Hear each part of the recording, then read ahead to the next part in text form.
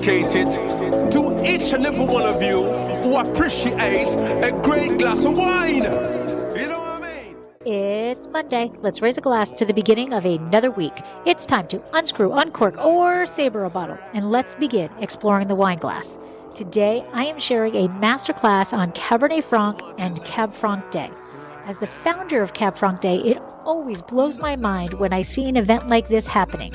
Thanks to Neeta and Kunal Mittal of LXV in Paso Robles for putting together this incredible event. Thanks to Wes Hagen for his wonderful presentation celebrating the best grape variety. The event took place in a large barrel room, so I apologize upfront for the quality of the sound, but I hope you stick it out because there is great conversation and the comparative tasting is extremely educational. Please take a moment to rate and review the podcast. Did you know you can do it right now while you're listening? New ratings and reviews are how algorithms decide which podcast they recommend to others, and if you love the podcast, other wine lovers will too. Plus, I have some exciting news. I was just mentioned in Forbes magazine as a top 25 podcast to listen to.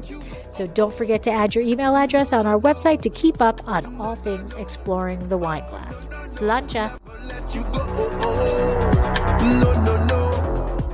Hey everybody, I'm Lori Budd, a UC Davis winemaking program, Spanish wine scholar, sommelier service, champagne and Côte d'Aron specialist, and a WSET Level 2 graduate. You can find Exploring the Wine Glass on all the socials, as well as your favorite podcast catchers. If you haven't subscribed yet, now's the perfect time to swipe, subscribe, rate, and review. Stay in the know about all things wine by visiting my website, exploringthewineglass.com.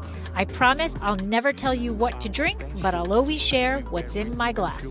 You are so special, even in the Bible. I'm a winemaker, wine educator, ADA petitioner from Santa Barbara County. So I feel a little conflicted today. 30 years in Santa Barbara wine, here I am in Paso saying stuff like, you guys are such better collaborators. You have such a better culture happening right now, and I was always wondering why people drove right by Santa Barbara to come up to a hotter, further place. I'm starting to understand why. So congratulations on the culture here. You've made me feel welcome, and I'm absolutely in love with Paso Robles wine. So a lot of people today have been asking me why Cardinal Richelieu. Well, Cardinal Richelieu was a 17th century minister in France under King Louis XIII. He consolidated power in France, and he was an absolutely brutal and efficient man that worked behind the scenes of both the papacy and the French king. He was a lot like Cab Franc. He kept things moving in the middle of France in the same way that Cab Franc keeps moving in the Bordeaux blend. He was specifically the acidity and maybe a little bit of the complexity of French culture at the time. So we'll talk a little bit and why today. December 4th is the anniversary of Cardinal Richelieu's death. And if you were the Three Musketeers, thank you, Alexandre Dumas, of course you would say, good, he's dead, because he was the bad guy in the Three Musketeers. And if you were a Huguenot, you probably wouldn't like him very much anyways. But we love Cardinal Richelieu today because, as we'll find out, he is responsible for bringing Cabernet Franc to the world. You can see a couple of my favorite quotes from Jancis Robinson. She's not a huge enthusiast of sexual stereotyping in wine, but even I can see that Cabernet Franc might be described as the feminine side of Cabernet Sauvignon, subtly fragrant and gently flirtatious, rather than massively muscular and tough. Because Cab Sauv has so much more of everything, body tan, alcohol, color. It's often supposed to be necessarily superior, but I have a very soft spot for it's more charming and more aromatic relative. Cabernet Franc kind of reminds me of Cabernet Sauvignon is a lot like heavy metal, 3 notes play over and over, so loud and not paying attention. Cabernet Franc maybe a little bit more jazzy, a little bit more complex as the moment moves on in our class. In addition to the 100% versions I made for Stephen Ken, Cab Franc is an indispensable part of my flagship brand, natural blending partner in Bordeaux. In my wine, Cab Franc is the id. So the id is the desire. The ego is how we picture the desire. The superego is a societally accessible way to go ahead and get what you desire. So id is desire. So hopefully, relentlessly and lubriciously, I like that word, I'm going to put that back into my vocabulary, driving flavors and aroma and structure forward to a very long conclusion. So I thought it'd be nice to hear from a Brit and hear from someone who's been working with Cab Franc just about as long as a winemaker. And of course, the Mirasu is 8th generation winemaker. I might as well go on the other side, so if I see Steve, he's like, did you say we were only 6? So a couple things about Cab Franc you might know. It was first developed in the Basque region of Spain, the hybridization of two grapes, Moranoa and Hondarribia Belsa. Parent grape to Cabernet Sauvignon, Merlot, and Cabernet. So hey, no Cabernet Franc. Cabernet Franc really is one of the foundational grapes of French winemaking and European winemaking for that matter. The BOOMPLAY suggests Cab Franc has a little less color intensity than Cab Sauv. It's going to add aromatic intensity, raspberries, notes of violets and spices. Tends to make superior wine areas just a touch cooler than the greatest region for Cabernet Sauvignon. I would say that's true for Santa Barbara County. In my 30 years of winemaking experience there, I find that I'm much more excited about Cabernet Franc coming out of San Ynez Valley in general than Cabernet Sauvignon. Well, that's changing a little bit in packaging. And then viticulturally, Cabernet Franc loves that gravel limestone sand and clay that you can find generally on the left bank and in some areas in the right bank and on the map. 65,000 hectares are planted worldwide. If you want to do the math, that's 160,000 acres of Cabernet Franc. The Loire Valley, Bordeaux, Santa Barbara, British Columbia, East Coast of the U.S., Central Coast, Paso Robles, Hungary, South America, Chile, as well as some places in Argentina also are well known for making. Very important day. So in 1831, our friend Jean-Louis arrived in Los Angeles and quickly recognized the potential for French to provide the wine grapes to thrive in the arid Mediterranean climate. Unfortunately, all that was there was the mission grape, Vista Prieto, which is a grape vine that Father Juan Paracero brought, and the mother vine being at the San Gabriel Mission. And then at the end of the 18th century, the grapes available at the time, just mission, were brought out to California by the Franciscan brothers. They grew well and they made a lot of wine, but it wasn't all that great, and our friend Jean-Louis was not satisfied. He imported better grapes from Bordeaux. He did not bring Cab Sauv. He brought Cab Franc. And Los Angeles was the first place in the New World that successful vinifera production occurred in the New World. Sure, there were grapes in New Mexico 500 years before, but as far as quality vinifera wines, Los Angeles is the first city in the New World to thrive. And when Anaheim's disease, what's known as Pierce's disease, took over, it happened to happen at the exact same time as they found gold at Sutter's Mill. So all the smart money went away from Los Angeles and the disease to where the money was, which is up north where the gold is, and that's how the grapes kind of moved from Southern California.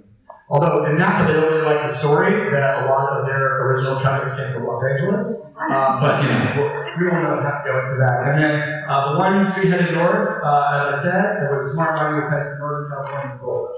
Cabernet Franc, this is a beautiful sort of visual provided by Wine Quality, one of my favorite sources. Again, if you're interested in this presentation, we're happy to send it to you to get our email afterwards. But you can see that that strawberry, red plum, with a little bit of that roasted pepper, crushed gravel, and maybe a little pyrazine, depending on the canopy management. Obviously, pyrazine content is going to be reduced by proper canopy management, sun flecking in the canopy. So you can really kind of fine-tune a lot of these flavors by virtue of how the grapes are grown, the region where they're grown, and of course, what really matters, the microclimate, basically the area in the fruit zone on every vine, which is really where wine is made. You can see that it's also listed as medium fruit, medium body, medium to high tannin, medium high acidity, and medium alcohol on that 4 points. We've got a cluster, so we can see obviously the leaf architecture and the cluster architecture gives us a good hint that we see, first of all, a grapevine that has sort of the tight amphora-looking sinus on the bottom, and the keyholes in the leaf architecture scream hello, I'm a Bordeaux varietal. One thing that I would look for on the cluster is, as I'll show you in the next slide, I kind of tend to see that Cab Franc tends to be a little plumper, a little less thin, and the shoulders tend to be a little more robust. As you can see, same artists, very similar. Remember, no Cab Franc, no Cabernet Sauvignon, because Cab Franc is one of the father progenitor grapes of Cabernet Sauvignon. You can see a little bit of difference in the cluster architecture. This representation of the leaf also shows slightly larger keyholes, but that same amphora-shaped sinus on the leaf. So you can kind of get an idea and notice the more robust shoulder on the right cluster. So the first wine, boom. So that was our quick little presentation on. One thing I will say before we go on Cardinal Richelieu, two facts. One is he invented the table knife. because in the 17th century he was disgusted by the fact that French people would pick their teeth at table with a steak knife.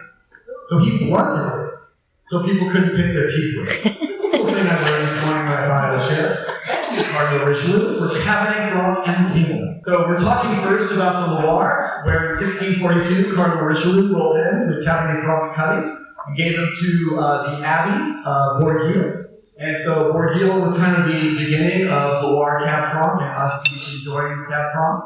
It's recently become the factory center for France's pursuit of organic, balanced, and biodynamic principles. I like to say, the Loire is underpriced, underappreciated, and so diverse it's sometimes difficult to understand. But that's one reason why we're here today to talk about it. Only red wine is authorized in this actual village in Saumur. We could also be talking about Chinon. We could be talking about Anjou. We could be talking about Bourguil. So today, though, we're talking about Saumur.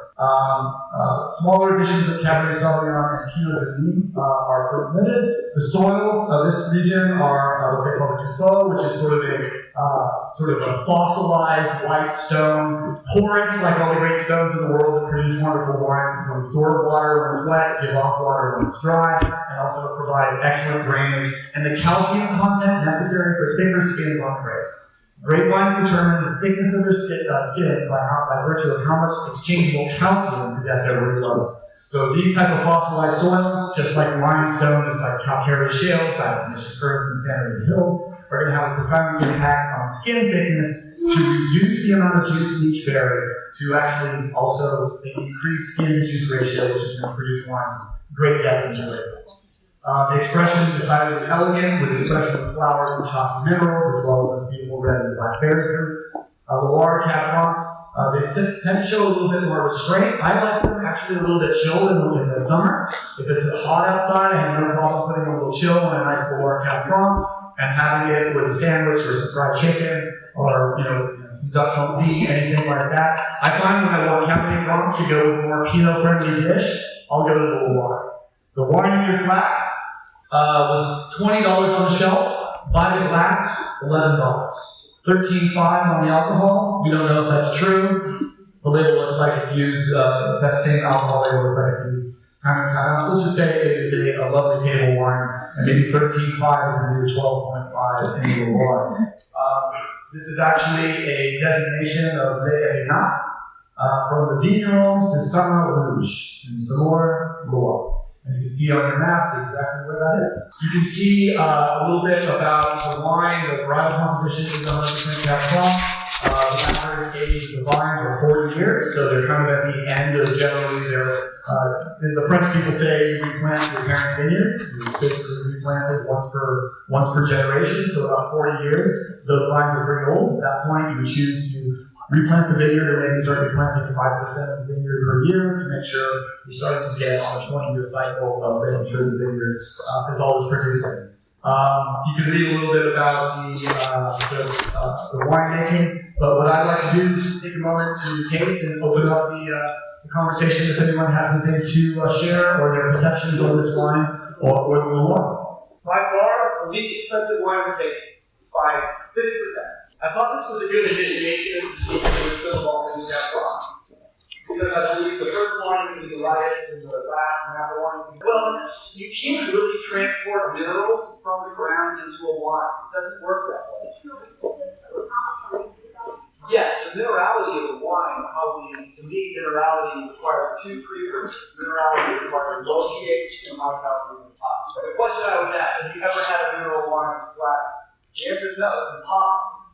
Low pH is the buffer that allows us to participate in the mineral content and that flavor of water. So Chablis, I would say Chablis to me is one of the most mineral wines in the world. Super low pH, high pH, and basically you're growing up on the whole sort of seabed with a lot of minerality. So you gotta have high calcium, you gotta have low pH. So I would say that kind of mineral grit to me is that high calcium soil, thinning the skin, minimizing the juices of berries, and giving us a little more phenolics that are giving us that wonderful grit. It's an interesting one because it's elegant, but it also has some good structure. These are some of my favorite types of food wines.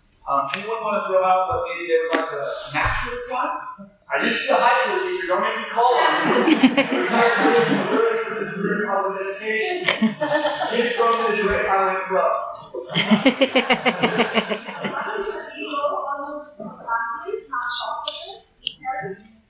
Yeah, I mean, I like to think chanterelle mushrooms, or chanterelle mushroom soup. I like to think of trap. If it grows together, it goes together.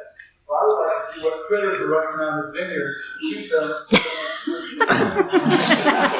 sympathy of the place and the animals that live on the place.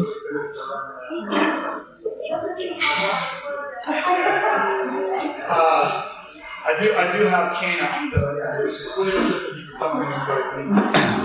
Any other comments on the line?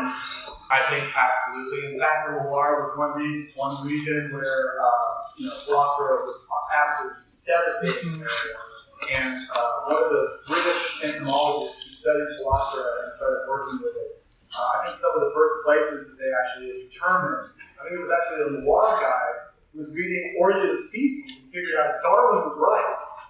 That they could just bring the rootstock over from where Philosopher first originated, because the rootstock in the United States has 200 million years of evolutionary benefit of living with the Philosopher. Turns out he's right. Texas rootstock, Missouri rootstock, Minnesota rootstock, sting the root of life. French rootstock. I see someone creating almost everywhere I go in France. My expertise is actually root. And one thing I did notice is only one rock crew vineyard that I saw in Monroe that was cane crew, and that was Romy St. And I have no idea. But yeah, I think these lines are probably production. They're going to probably try to, for this price point, I think I have a 4 per acre. I don't know what the acre is per acre on that. But my guess is this is probably spur frame with double kids. If I have it. Right? Moving right along. Okay, next wine. We'll talk a little bit about it. It's wet your palate for a delicious wine from Bordeaux. So, I want to teach you a really cool trick. Force me to get off. So we have the trunk texture here. We have the Bordeaux. We have this is the Bordeaux. So this is really cool to remember. So remember, right bank comes in the alphabet after left bank. The left bank in the alphabet after Cabernet Sauvignon. So left bank, Cabernet Sauvignon, right bank, Merlot base. Merlot is closer in the alphabet to right. And left is closer to Cabernet, the both come first in the alphabet. That's the way that I remember.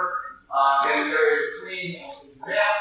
We were looking at Sauvignon. Sauvignon was not included in the 1855 classification. It has its own classification in 1955. So those 55 numbers are obviously. As the case with wine, think about it. You're going to be looking for more comments. You're going to get tired of wine. So this one's really easy. 50% Merlot, 50% Cab Franc. Split right down the middle. Definitely try to find the highest percentage of Cab Franc that I could find. This wine on wine.com. Shoot, I shouldn't have said that. I should ask for a discount. $40. $40. So pretty moderate in the world of Bordeaux. So by far, Sauvignon has a history that goes way, way, way back. One reason that there's so many different kind of blends and so many different styles in Bordeaux is that the areas that were owned in this area in the pre-Napoleon, post-Napoleonic era were so small that the chateaus all had their own ideas and thoughts about how to make wine and how to blend. So one thing, some of the regions have very large vineyards and large estates. In general, Bordeaux has very small estates, and as a result has many, many, many different styles of wine. It's the only classified region in Bordeaux that updates its classification every 10 years. There's 3 distinct terroirs, the limestone plateau, the slopes closest to the plateau, and the flats. And most of the better Sauvignon wine comes from the chateau located on the coast. Coast of the limestone, rich hillsides that surround a picturesque village of Sauvignon. Wine from sandy soils is often lighter, a little more red fruit character, while the limestone clay and limestone soils are often richer, deeper, and long lasting. Certainly Sauvignon known for a little more gravity and sandy soil than a lot of other places within the right bank. And as a result, the wines do have a capacity for a little more aging. A number of right bank wines are fairly good to drink right away. The Merlot gives them a flush softness that allows them. But of course, Cab Franc gives them character, the Cardinal Richelieu sort of character to give the wine structure, acidity. And here's the production notes. Again, about the same vine age as the Loire vines that we saw, about 35 years old. This is a modern winery that uses temperature controlled tanks for fermentation. James Sutherland said that pretty depth of fruit as we go through this wine, old vine cuvee with 45 years old. Although the website said 35, so they lied to Sutherland. That's okay, we're still wrong. I would say Brettanomyces is like cheating in poker. Once you notice, you don't get involved. Would you say this is not for a geek? Yes. Brettanomyces is fantastic in West because it actually consumes all the unfermented and unfermentable sugar in the wine. So for a culture that drinks 85% of the wine to be buy within 48 hours of purchase, Brettanomyces gives the wine a little bit more complexity and earthiness. Now, if this wine was improperly cellared, it can just stink like bread, really bad, bloomed in the bottle. And where it is right now, I'm a bit of a brotherhood, but I actually give it a little bit of extra love before that. So if this was a domestic wine, I'd kind of look at the winemaker and say, probably sell it a little bit. To pretend nice reason for this. It's like, hey, man, they probably would say, of course, of course. I like how it brings out the sort of some elegance in the wine. I think because it's losing its dating fat a little early because it's really eaten by the Brettanomyces. What's coming out of dating fat is more mature idea of this wine should have occurred at this point in 2018. I strongly believe that this is very unfair. All these wines in the sense I have a very strong belief that for a wine to become, it requires three things. It requires at least an hour. At least one person you love at the table and delicious things. Take away love, time, food, wine fails. That's what beer is.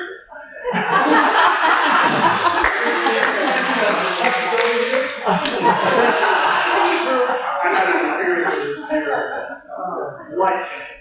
I drink beer standing up, wine at the table with food, cigarettes at the table on the floor.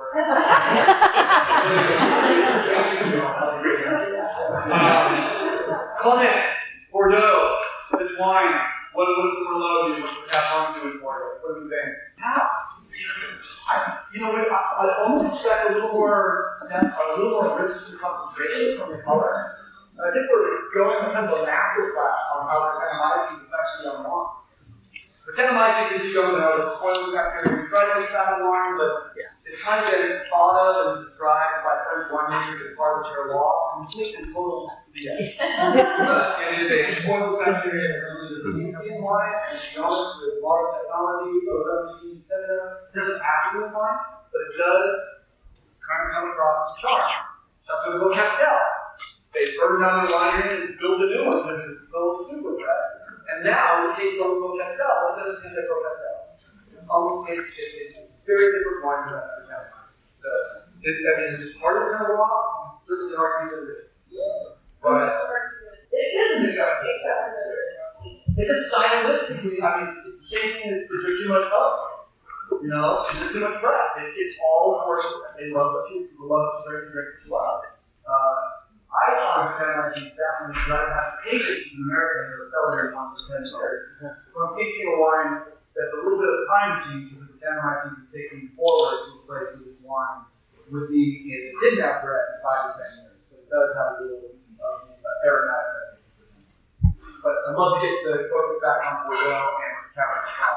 Now that you know, now we have a massive class on Brettanomyces. I don't get a lot of wood for a young wine. My guess would be no more than 20% new. I also like to ask fundamental questions before talking about oak. Is the wine fundamentally balanced with the amount of oak that it has? And one thing we try to do in this tasting is not to choose wines of affectation, but wines that truly represent the place and the time they were grown. So not a lot of this stuff, except maybe when we get to nap at the end. This product going to be a bigger one. I like the fact that this one is moderately under oak. So we're looking through the production, through the winemaker's application, to really explain this to come out of Odell. And I do think that this is the only one that really tasting that does show what we present as. But I don't think this one 1% doing this is that. For $40 wine, that seems about appropriate. Yeah, and I think again, the dryness at this point is why because there's that little loss of maybe that from the anyone think about what they'd like to eat with this? What is it? There you go.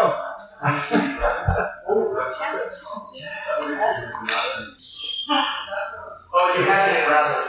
By the way, I'm in Californians, so if you want a really well taken care of rabbit, like 12 pounds stressed out, I will bring the rabbit.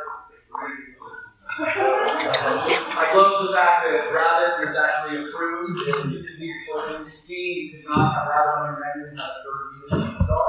Nor could you have goat until AUDIBLE said, okay, screw you up with rabbit and goat on your menu. Take my star. Do it. Michelin full.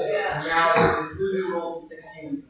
Rabbit, goat on your menu, and also have mixed and match flavors on the table. By the way, congratulations to you. Okay, let's go ahead and pour the next one. And any other comments about Bordeaux about the board we'd love to hear?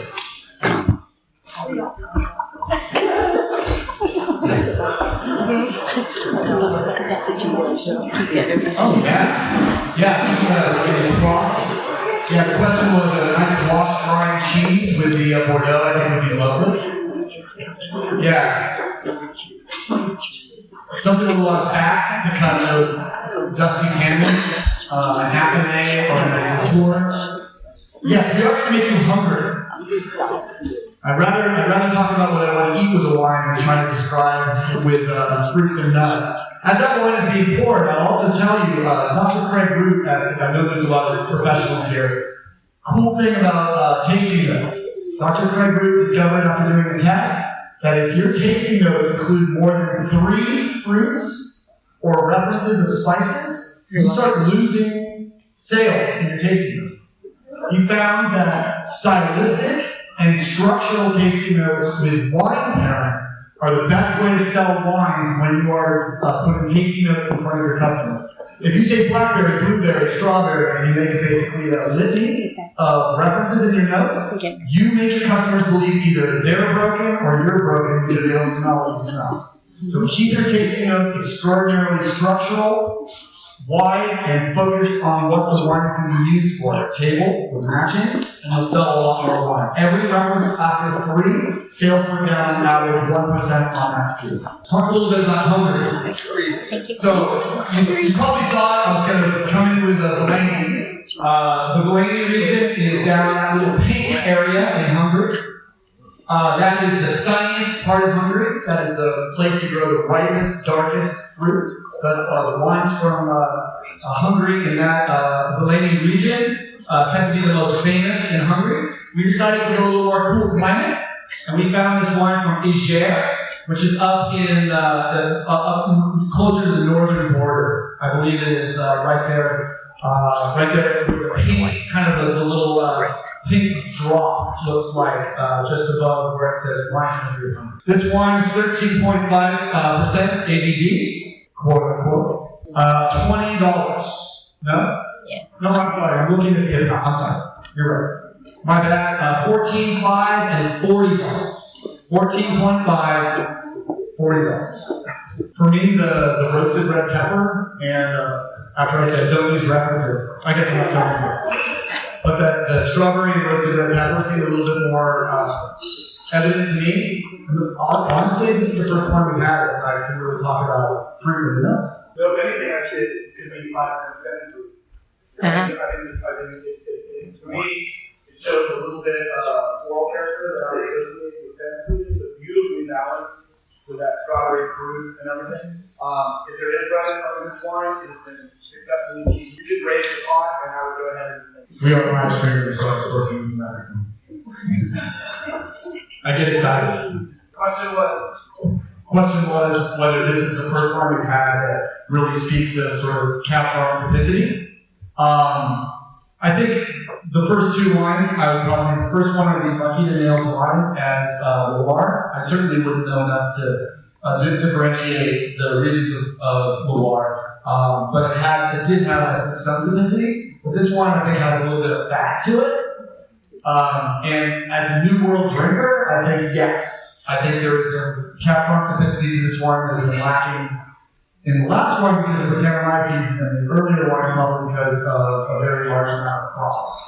Would be my guess for that kind of biogas microphone. Yeah, definitely has a little roundness in the mouth, and I think that the fruit, the extract, was better on balancing the structure.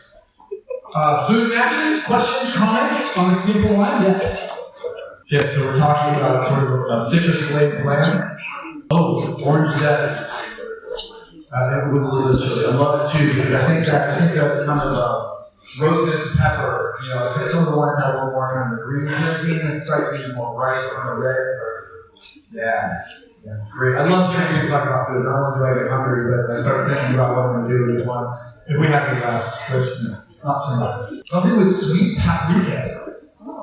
Is this paprika a big hungry thing? Yes. Yeah. I think it is. Yes. And again, these my notes in this presentation is available to anyone just by asking. So we're looking at 30-year-old vines. We really haven't had anything less than sort of fully mature vines in the lineup thus far. They're against filtering the wine to keep fine flavors at their fullest, probably meaning to not strip the proteins of some of the more delicate aromas out of the wine with modern filtration. Cabernet Franc's herbaceous leafy notes on the cusp of full ripeness. Several harvests to get only the perfect grapes. Winemakers in the room realize this is perfect grape. But it's nice to put in the notes. So, juicy fruitiness, spiciness, and abundance. Eucalyptus, tobacco, autumn leaves, cassis, truffles, as well as the dominant fruits. They use 4. So this loss is 1% of this. The wine acidity brings tension. It is parenthetical, so yeah. Longer to find on the palate, medium plus finish rather than full body. Remember, we're talking about Agere. If you're talking about Delaney, you have a bigger wine. We're probably, the equivalent between this is probably Winkler Zone 2 as opposed to Winkler Zone 3 down in Delaney. So we're moving from an area where we can grow Chardonnay, even on the edge of probably one of the perfect places for some Rhone varieties. Which generally is going to show in Cabernet Franc a little bit more acidity and a little more appearance in character. Ideal for red meat and game, just about anything grilled. I like to match the intensity of the dish to the intensity of the wine. So I would say this is sort of medium plus, so it definitely handles the fat. I like to match the structure of the wine to the level of fat in the food. That needing to be stripped off our tongue by acidity, alcohol, and tannin to reset our palates and we taste again. Comments on Agere. This is my first Agere, so it's the best and the worst Agere I've ever had. The question was the soils and the moisture capacity. I'm not all that familiar with the soils in this region. I do know that obviously soils that are kind of going to have a lot of biological materials from basically all the breaking down of all the forest materials. We probably have a decent amount of tilt to them and a lot of biological activity.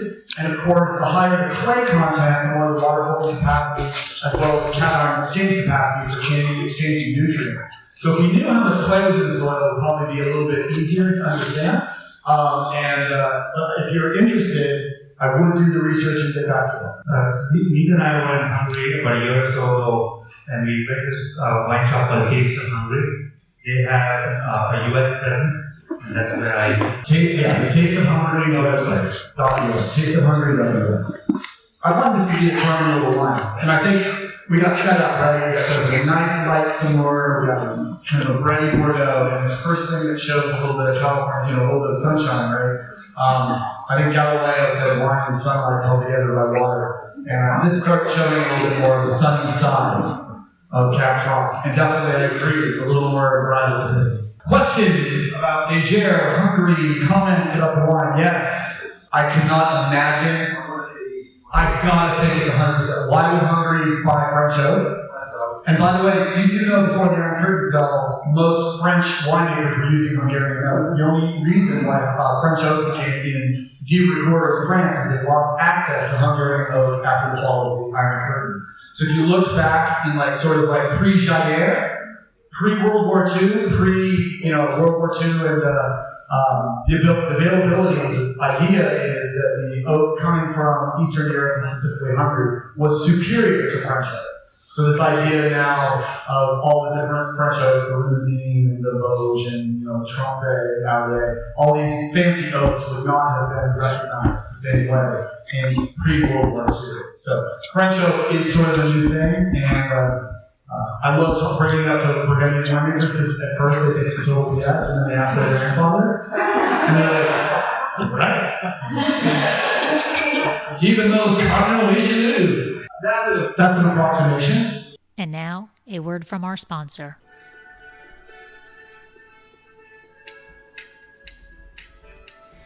Dracaena Wines loves to give back. There are so many fur babies that deserve to find their forever home.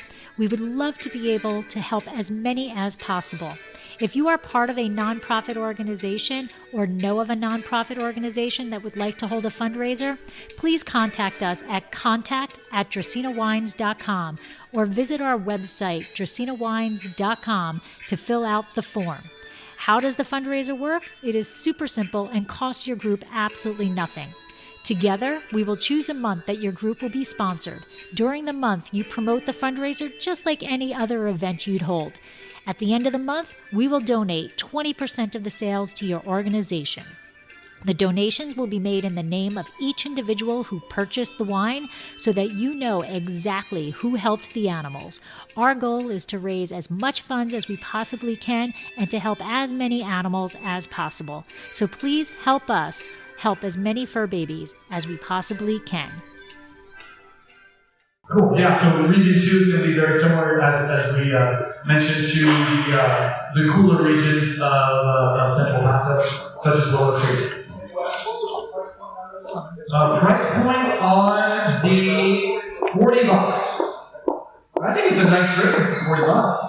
Speaking of which, I need an empty glass. In 424 BCE, one of my favorite playwrights, Aristophanes, said, "Quickly, bring me a flagon of wine so when they wet my brain and say something clever." I start every winemaker dinner. That's what we all do. Some few drinks will be more clever. Sometimes it works. Or not. Yes.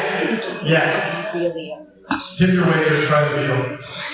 The more you drink, the better it is. That was actually a cool losing track of 19 years ago.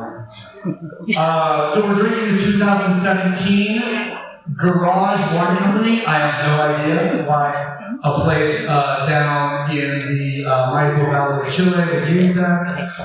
Description. Let's see, let me make sure. Yes.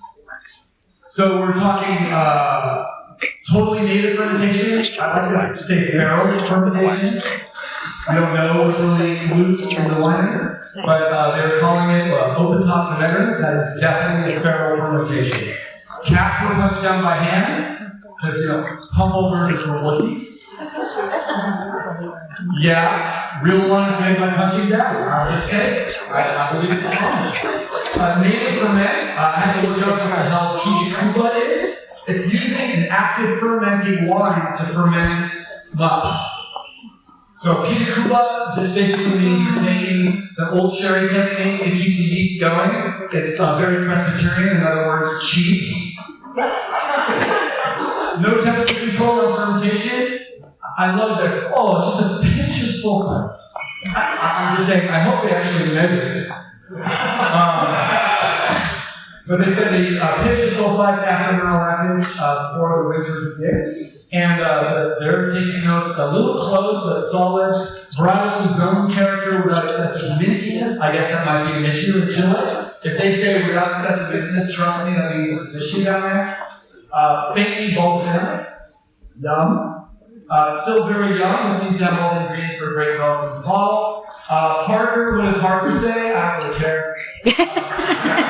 Although I will say, There's two Roberts that changed American wine, Robert Mondavi and Robert Parker. One got us to sit at the table and drink fine wine, and the other one reminded us, basically, and pushed forward wine culture. I think they're both American heroes, even though I talk about smack about Parker. No, that was probably, Derek Mossel. Elegant blue-fruited jets with muscles inside a well-cut jacket. Yeah, anthropomorphize the wine a little bit more, huh? Hey, that's very French, right? I remember Aubert de Villaine one time told me as we were drinking a 1995 Echouzeau. This is like a young man concealing his character for the future.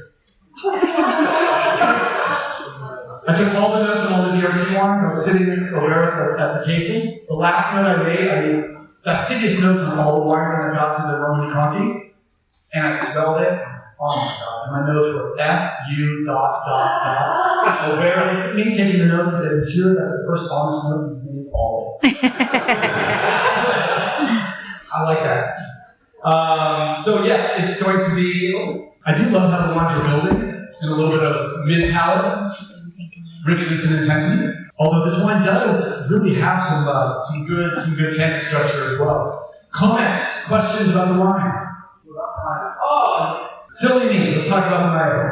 Often described as Bordeaux, South America. Let me guess, they probably came up with that. Cabernet Franc could be described as halfway between a ripe Sauvignon and a crisp Chinon, but has very much its own identity. So we were looking at the upper frontal on the eastern edge of the Andes. Warm sun, obviously big diurnal shift, creates great geographical brightness and acidity. The central lowline area to the west, warmest and driest, clay-based fertile soils, right along the soils of the Mayeco. So it's going to be a little more alluvial, probably a little more gravelly and sandy. And the lower Mayeco has more coastal influence, the Pacific Ocean, creates wines with a little bit of fresher acidity and a longer hang time, I would say too.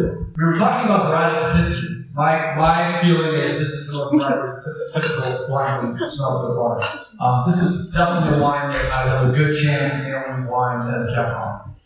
The last one has some really nice Cabernet character as well. I just think this wine is, I used to judge with some German people, and German people are pretty weird when they taste wine, but they like to use the word round, and it doesn't mean what you think it is. The wine is either root or nicht root. The wine tells an entire story, or it doesn't. A round wine is a complete wine. And a not round wine means either it needs time or it's not quite ready. I find this one very round, in the sense it has a beginning, a middle, and an end, and the narrative is complete. Every wine has had its own roundness today, and again, judging them in 10 minutes and putting them away is a little disingenuous, but that's how we evaluate and talk about wine in general at these seminars. I'd love your opinion on this one. I think a tiny little bit of like a roasted red pepper. Fully, Pyrazines are a weird thing. All grapes start with methoxypyrazine within the grape. And the way we get rid of pyrazine is sun exposure on the cluster. As sun exposure on the cluster happens, the pyrazines basically change their molecular bonds and become terpenes. So you can turn methoxypyrazine into monoterpene by proper canopy management. But you don't want to completely destroy all the pyrazine compounds. My belief is there are pyrazine echoes. Black pepper, white pepper in Rhone varieties are pyrazines. But they're pyrazines that have been managed in the vineyard not to be green. So it depends on how you really want those pyrazines to show. This is how I like my pyrazines to show. I'm a Pinot guy. And in Pinot Noir, we try to eliminate all pyrazines for a more juicy, bright, sort of saturated character, especially down in San Diego Hills where I first learned some Noir. I think this would be beautiful with some, I'm a Santa Maria guy, that my brain goes to, red oak and grill, tri-tip, pequeno beans, garlic bread, on a nice Sunday in a parking lot somewhere.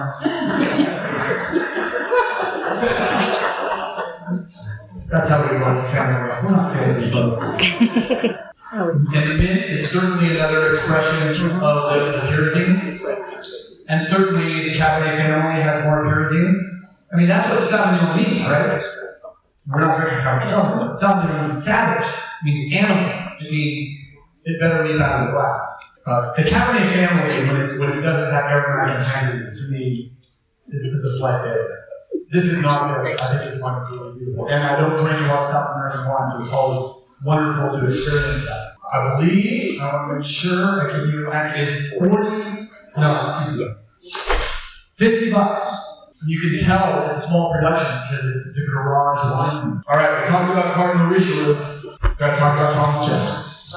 He loved his Thomas Jefferson's attempts to bring Bordeaux varieties to Monticello, Virginia, was an abject failure. If you read Jefferson's notes on his attempt at viticulture at Monticello, it reads like a sad story of that guy you knew who tried to come out of some, being a lawyer in LA and come up here and try to grow some grapes, but wasn't going to get any help, wasn't going to get a consultant. And mildew ravaged him, we got disease, and Jefferson did not have a good go of growing Bordeaux varieties or any varieties successfully in Monticello. This wine is grown within 10 miles of Jefferson's Monticello, and I would like to say, very often we say he would be spinning in his grave. He would be smiling in his grave, extraordinarily excited that his home in Monticello is now producing quality Cab Franc wine. I want to first thank the Stinson family for sending me this wine for free. Thank you guys if you're ever in Virginia. They provided these wines for the seminar. They even paid for shipping, and we know how cheap that is. We're looking at the map. I'm giving you slightly smaller pours than the others. Sorry, guys. If you want, I've had their one Yeah, before. If you want, I've had their one. Smaller ones, we did have one more. Good to have it again. You need the full Monty here. The crack team of sommeliers discovered. Well done. So from the abject failure to grow drinkable wine in the Revolutionary period. By the way, did you know how much people drank in the Revolutionary period? Look it up. I'm not going to tell you. Holy moly! They didn't even consider beer and wine alcohol. You know what kids ate for breakfast? Beer. It's called a small beer because it was basically what you gave your kid before they went to school. So Virginia is a success story of East Coast viticulture. If you haven't had the Viognier, this is what I think the best wine they grow in Virginia, although I'd probably, there's a fighting word for the Virginia winemakers, is Norton. I think Norton in central Missouri, Norton also on the eastern seaboard, often produces superior wines to vinifera. I am a vinifera snob, but I also know the wine is better by using a French-American hybrid. Let's go for it. There are over 300 wineries now, spread across the region. Jefferson had 24 varieties on his property, and of course he never produced a single bottle. 24 varieties, that's a hard rate. So you have the Tidewater key malts, not the one with truffles, but actually they do grow truffles there, and it tastes like a decent mushroom. Northern Virginia, Western Mountain, and Southwestern Mountain AVAs. Iron-rich clay, sand, loam, and granite. Still like iron-rich clay. Iron-rich clay is obviously visible because it's red color as it oxidizes. And the weather, yes, it's subtropical humid. Serious issues for growing quality grapes within this region. And then creating great sites for Pinot Noir Chardonnay. Sure, buddies. Sure. I will just go ahead and say that I've never had a palatable Chardonnay or Pinot Noir. That's not true. I had a palatable Chardonnay from Virginia. But if they're making Pinot of quality, it has escaped my palate Blue Ridge Mountains. Allison Lee. Here today, writing for the National website. Yes, Napa Valley is interested in what Paso is doing with Cab Franc. What up? She's LA based. You? Yeah, no, they should absolutely. So that'll give you a little bit of information. The notes from Stinson were fairly limited, but you can see what they did offer. 220 to 250 days bud ready for harvest. That subtropical maritime and 39 to 40 inches of rain must be nice. By the way, the homeland of vinifera between the Black Sea and the Caspian Sea, where vinifera developed, about 35 inches of annual rainfall. So that's why we normally consider about 20 to 25 inches minimal rainfall annually for dry farming. Grapevines really do prefer about 30 to 35 inches of rainfall annual in their native habitat. Stinson County, full-bodied Cabernet with spicy tannins, dried floral aromatics, and white peppercorn, whole berry fermented, aged and burnt up. So I guess it was destemmed, but not crushed. Stems were taken out, berries were put in the fermenter whole, and we do thank the Stinson for sending us this wine to evaluate East Coast viticulture. We don't drink a lot of East Coast wine out here on the West Coast. What do you guys think? So yeah, we did have one comment that it was impressive for an effort from East Coast viticulture. Oh, that's harsh. Yes, comment was that Virginia does consider Cab Franc their state wine. I was there with a conference in Winemaker Magazine about 7 years ago and did taste about 20 different producers. And I did walk away with a great sort of, there's a lot of passion there. There's a lot of people that are really doing wonderful work. Also a lot of like DC money getting out of the Beltway, moving into Virginia. So we're seeing increased sort of involvement and economics within the region. Obviously, you know, throwing money at a winery is sometimes a good idea. At least you can afford new logo. I think this one is a fantastic bookend from Samoa. It kind of reminds me of the Samoa with more of, I get a little more vanilla and a little bit of like a little bit of sort of a baking spice character that I think is oak driven. But the wine, again, I think it's a beautiful wine for dinner. I think this wine can run a number of issues. I think you can chill this down a little bit and have it as a sort of picnic wine in the summer. And certainly would match with a lot of cuisine. I think it's an amazingly food-friendly wine. And I think the purity level is absolutely really quite nice, too stunning for an East Coast wine. East Coast Cab Franc can easily get pretty grainy.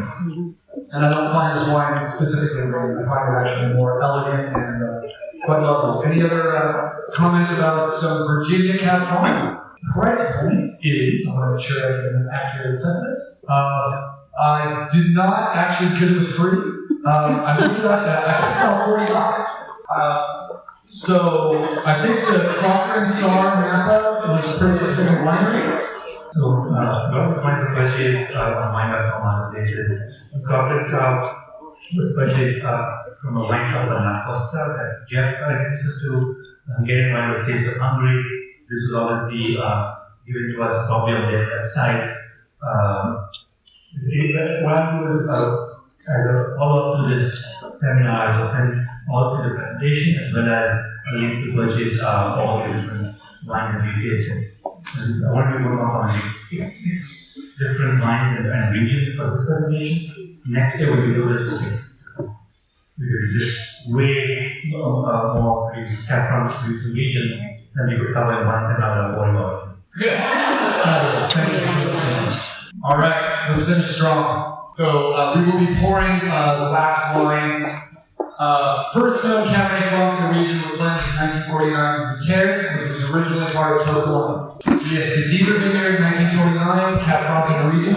I appreciate letting me know how to pronounce that correctly. 1,211 acres of Cabernet Franc exist in Napa, compared to 24,000 acres of Cabernet Sauvignon. But look at this. Not only, I mean, obviously, the best Cab Franc in Napa is probably some of the same regions where you're seeing some of the highest quality Cab. Sauv, Howell Mountain, Mount Peter, Diamond Mountain, Spring Mountain, wines that are generally in excess of $150 a bottle. Those mountain plantings obviously make amazing wine.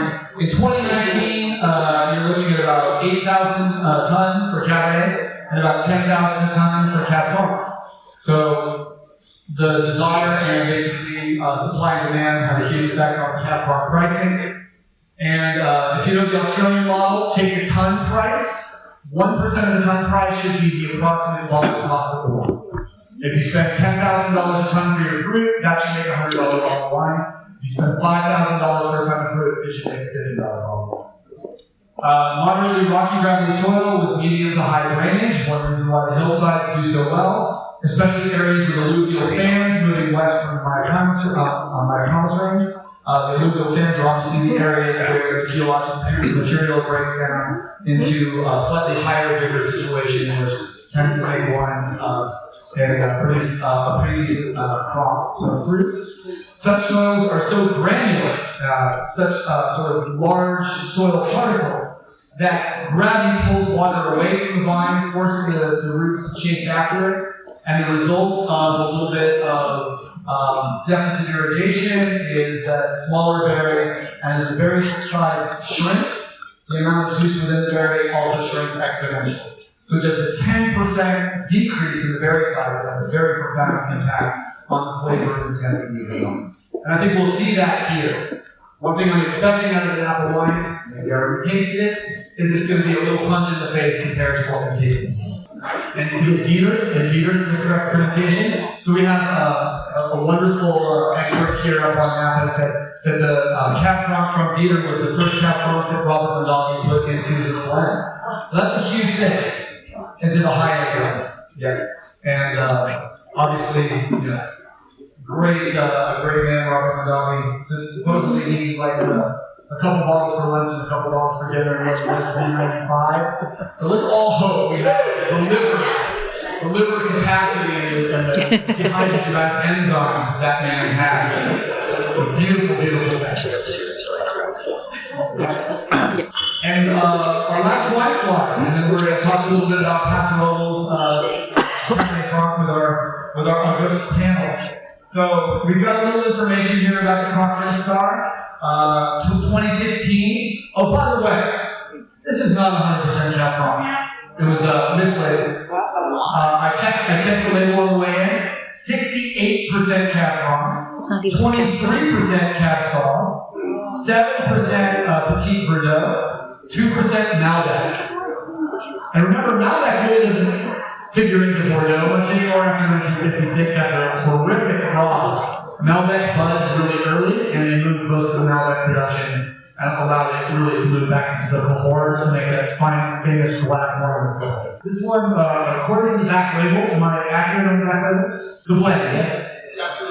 Cool. Yeah, that blend I took right off the bottle, so it should be accurate. But yes, this one is a Cab Franc forward. That bottle is something.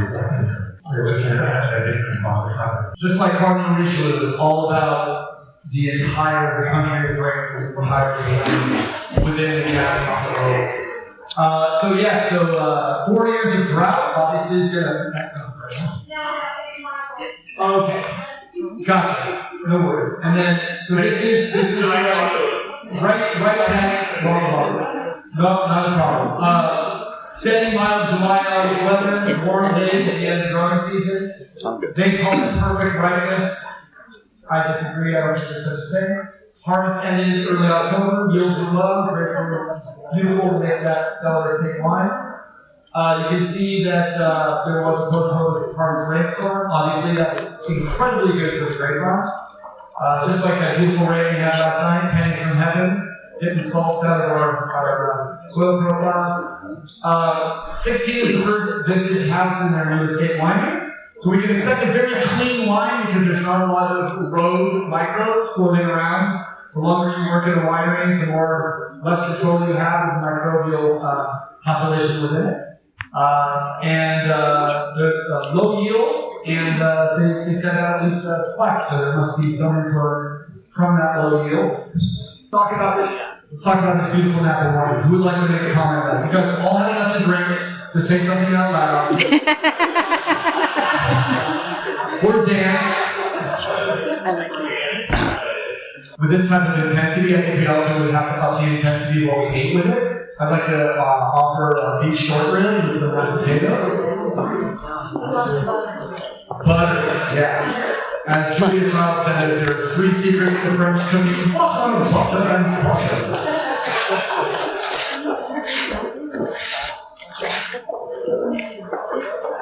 That wine is modern, clean, and oak-laden.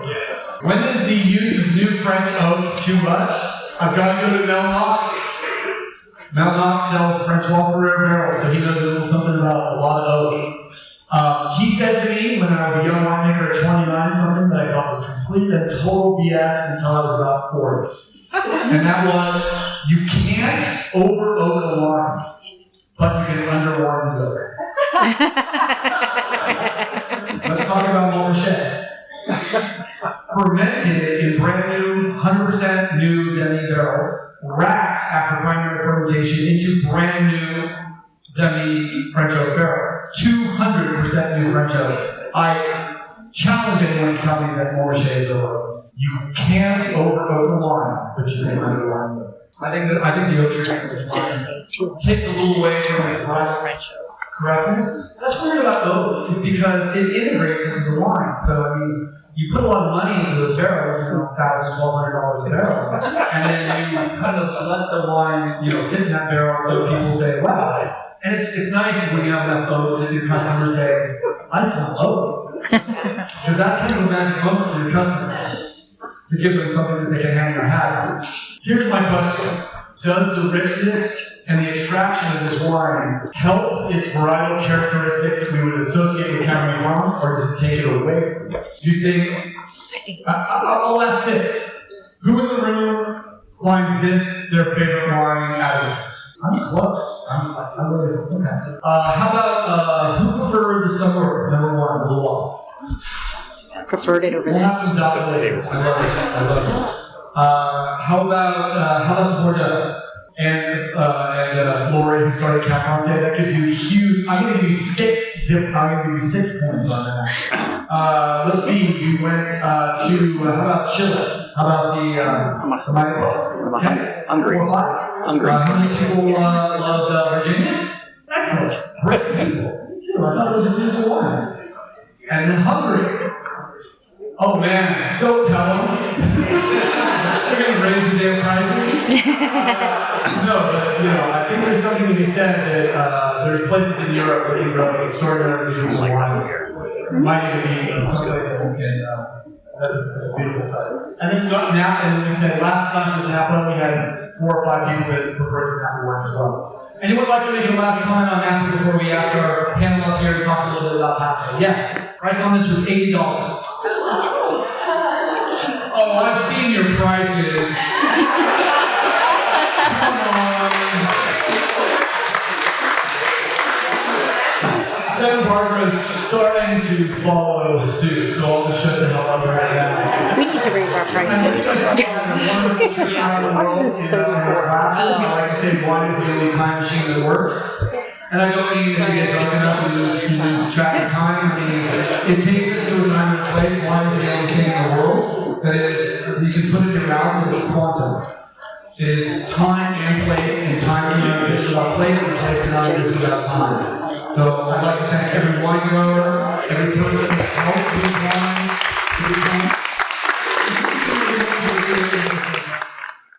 Water got turned right into wine. This has been another episode of Exploring the Wine Glass. Thanks for listening. If you have suggestions on what topics you would like me to discuss, please reach out on social media. You can find me on Twitter, Instagram, and Facebook as Exploring the Wine Glass. I am also on LinkedIn as Lori Hoyt Budd. Of course, you can always email me at exploringthewineglass@gmail.com and sign up for my newsletter at exploringthewineglass.com. If you enjoyed what you heard, please rate, review, and subscribe to help others find me more easily. And most importantly, tell your wine-loving friends, because if you like the podcast, they will too. Podcast music is Wine by Kevins. Until next week, slancha. Right now. I'm on TV for my 10,000 tell you. There is always time for a good glass of wine.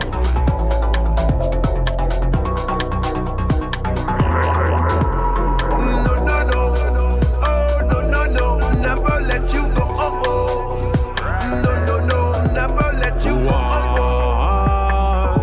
I want a nice glass right now.